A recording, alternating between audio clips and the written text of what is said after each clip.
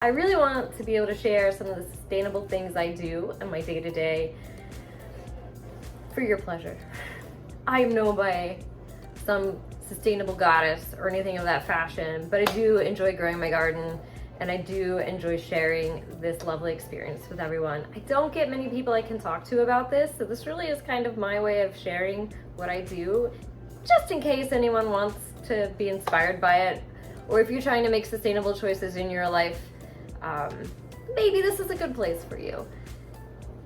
What I'd like to do for you today though, so I have grown some tomatoes this season. My garden was kind of crappy this year, but I do have a surplus of cherry tomatoes today, and they're kind of going bad. I haven't been able to eat enough of them.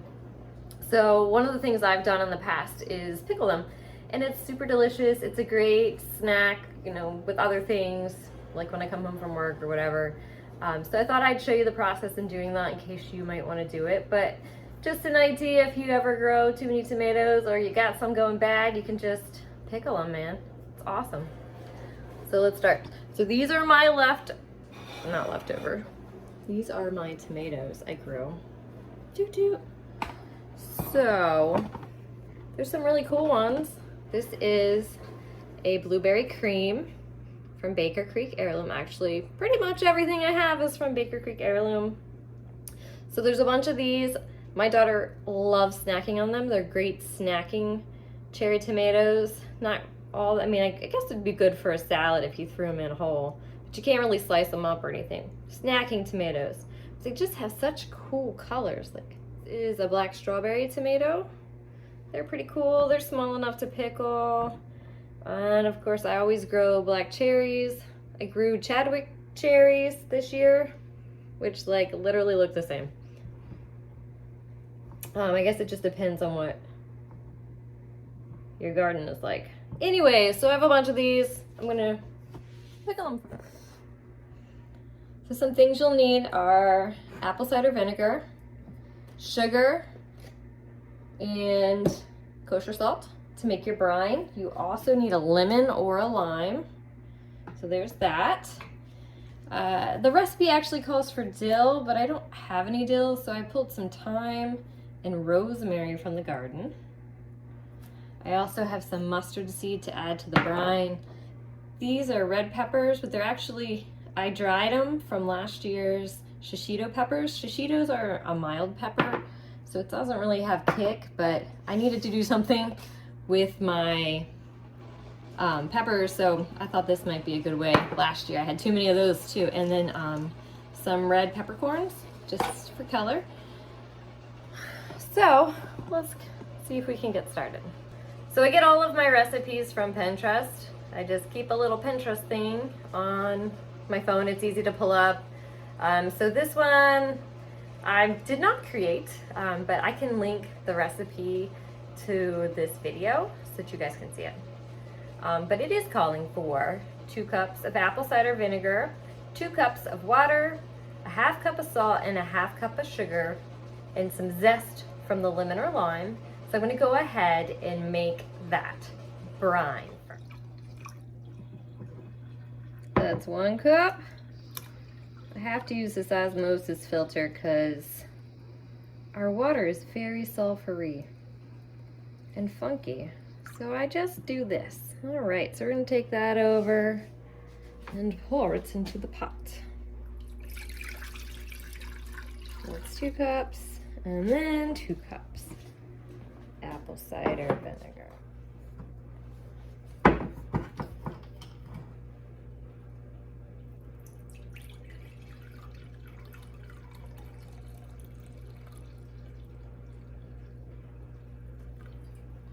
So I'm probably, now that I think about it, making more brine than I need to. So let's reduce it. I only have this small little quart jar. I might be able to get a quart out of that. Let's get a quart jar. Okay, so using a quart jar instead of a pint jar. So I should be able to have enough brine. Let's take it over and put it in the pot. All right, here we go. Just gonna turn it on high to bring it to a boil. Might be easier just to bring this here.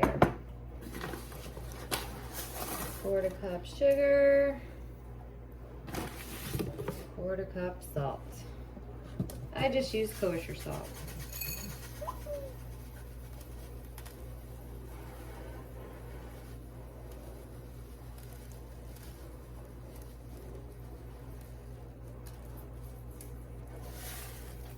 All right. And then we just bring it to a boil. I'll zest this lime over here. That should already be on. Zest the lime.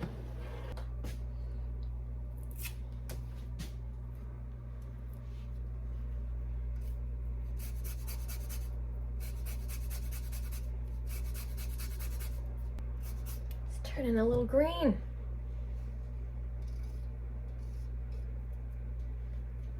Okay, there it goes.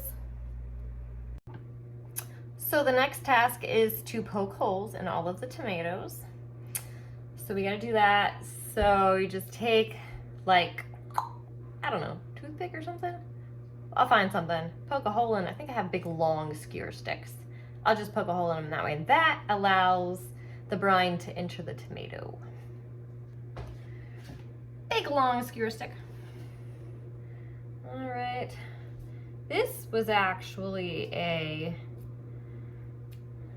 Brad's Atomic tomato, but we just poking holes, poking holes, poking holes, boink. Can you tell I'm a kid? I do sound effects. So when I was washing these tomatoes, I had this whole bowl of tomatoes, and apparently there was like a worm in one of them, and it like freaking ate through half of my tomatoes while they were in the house. So I had to discard quite a bit of them. That is real food for you. No pesticides here.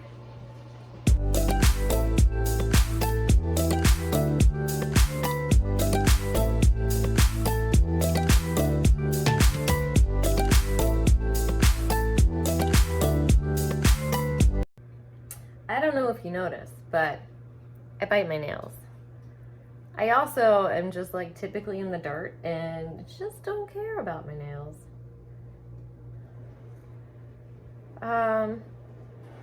That's just me, man. Nail biter. So I have about a quart of the cherry tomatoes. Yay! Thought I was only gonna have a pint. So now I'm gonna add the mustard seed, the red pepper flakes, and the red peppercorns, and the herbs. The herbs I'm gonna just make smaller, but I'm not gonna like take the leaves off the plant or anything, so we'll do that next.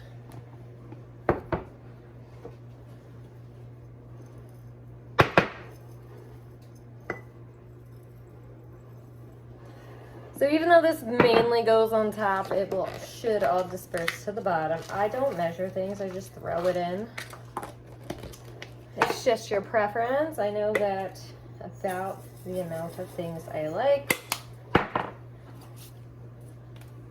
My herbs, let me get scissors.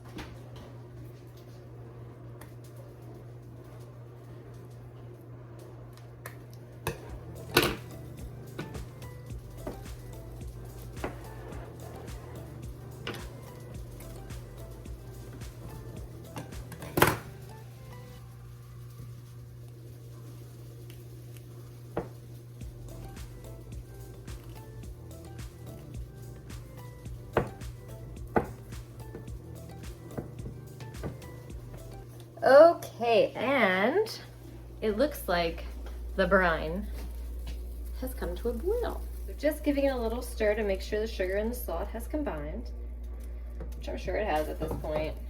Turn it off and take it over. Hot stuff, hot stuff. And then, I'm sure this is more than I need. I'm just gonna pour it right here and probably make a giant mess. Yep, there we go. So yeah, I have more brine than I need, but what are we gonna do? Next time I'll know to make less. So we have our jar. I'm just gonna smush this in. Get in there. So the brine will probably cook the tomatoes just a smidgen, but I'm gonna stick it right in the fridge. Right in the fridge. And then it will marinate as it cools. So that's it, pickled tomatoes. I will let you know how it goes. I've never done it with the rosemary and the thyme. I'm sure it's delicious. I've only done it with the dill, but I'll give it a try tomorrow after it cools. Thanks, guys.